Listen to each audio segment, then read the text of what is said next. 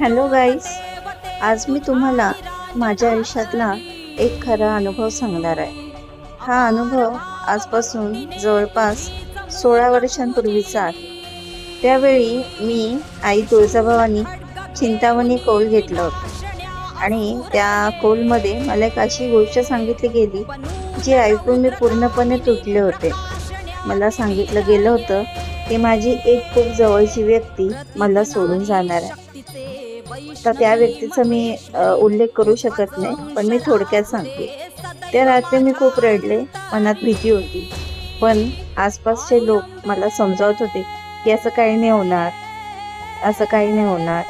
पण हळूहळू वेळ गेला आणि मीही ती गोष्ट विसरण्याचा प्रयत्न केला. पण जवळपास 3 वर्षानंतर माझ्या आयुष्याचं तसंच घडलं.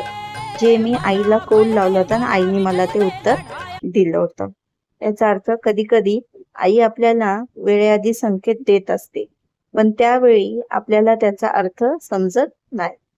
त्या दिवसानंतर आईवरची माझी श्रद्धा अजून वाढली. हा माझा वैयक्तिक अनुभव आहे. प्रत्येकाचा मार्ग आणि श्रद्धा वेगळी असते.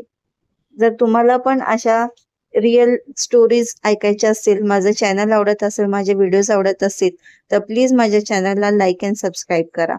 हा माझा खरा अनुभव आहे आणि हा मी माझा वैयक्तिक अनुभव तुमच्याबरोबर शेअर केलाय. Thank you. जय आदिशक्ती.